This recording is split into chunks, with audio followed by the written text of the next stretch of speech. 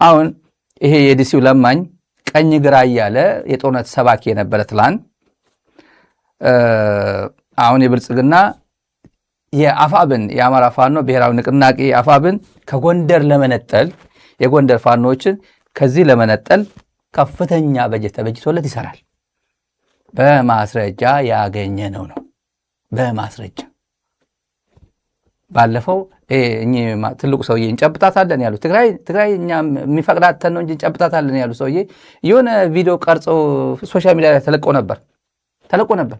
እኛ ፋኖ ከትግራይ ጋር ከኤርትራ ጋር ከባህንም ጋር እንደ ኤርትራ እንደሚሄዱ ትግራይ እንደሚሄዱ እናውቃለን እንሰማለን፣ ግን እኔ መረጃ የለኝም እኔን አላስፈቀደኝም ስለነበረው ትልቁ ሰውዬ ንውጡ ብሎ ሚዲያ ላይ ያስወጣቸው ይሄ ነው። ለማኙ ነው፣ የዲሲው ለማኝ ነው። ንውጡ ተናገሩ ብሎ ገንዘብ እየላከ እና ከአፋብን የሚባል ጎንደር እኛን አይወክልም ይላቸዋል። ገንዘብ ከመንግስት ይቀበላል።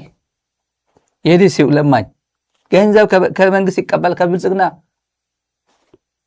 መልስ ይስጥበት ይሆና ያቋል መልስ ይስጥበትና እነግረዋለን። እንዴት ብሎ ገንዘብ እንደተቀበለው እነግረዋለን። ካገኘው ተሻገር ነው የሚቀበለው። ከተመስገን ጥሩነህ ነው የሚቀበለው። በቀጥታ ከብልጽግና ባለስልጣናት ነው የሚቀበለው ገንዘቡ። ቁጭ ብሎ እዚህ ስራው እየሰራ ነው። እኔ በቃ ከፖለቲካ ርቅ ያለው የሚለው ሰውዬ ማለት ነው።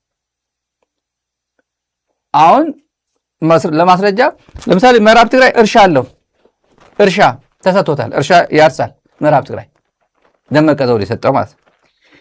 የጎንደር ስኳድ የሚባል የሚመራው እሱ ነው። አሁንም ምን ይላቸዋል? ይሄ መንግስት የእህታችሁ መንግስት ነው። ዝናሽ ማለት ነች። ይሄ መንግስት የእህታችሁ መንግስት ነው። ከዚህ የተሻለ መንግስት ለጎንደር አይመጣም። ተንከባከቡት፣ በኋላ ትቆጫላችሁ። ይሄ መንግስት ካመለጠ ለጎንደር የሚጠቅም መንግስት አይመጣም ከዚህ በኋላ። እህታችሁ ነው፣ በታሪክ አጋጣሚ የተገኘ መንግስት ነው። ለእህታችሁ ስትሉ መንግስታችሁን አክብሩ ይላችኋል። ይሄ ቪዲዮ ተይዞበት ነው ምናምን ተይዞበት ሊሆን ይችላል። ግን ሰከንደሪ ይሄን አስቀምጦ ምናልባት በዚህ አጋጣሚ ቢዝነስ ያሰሩት ይሆናል። በርካታ ገንዘብ ነው ግን የሚከፈለው። ዓላማው ምንድነው? የአማራ ፋኖን መከፋፈል ነው። ለምን ብሎ በቃ ወልቃይት የሚባል መልስ አስመልሰናል እኮ።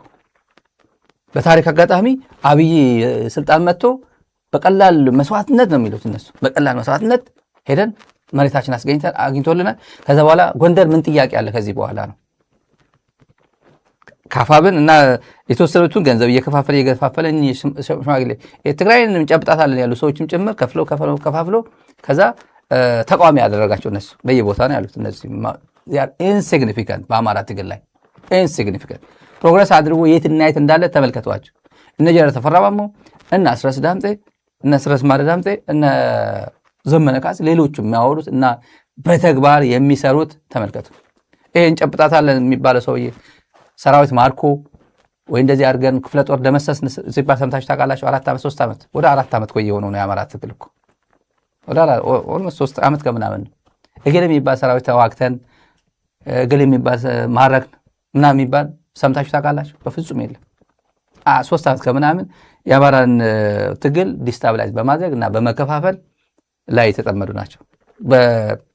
በዲዛይን ነው ሲሰራ የነበረውና ከጎንደር ማንን እንምረጥ ብለው የዲሲው አውደልዳ የዲሲው ለማኝ ከፊት ለፊት አምጥተው ነበር ሲያሰራ የቆየው ብልጽግና።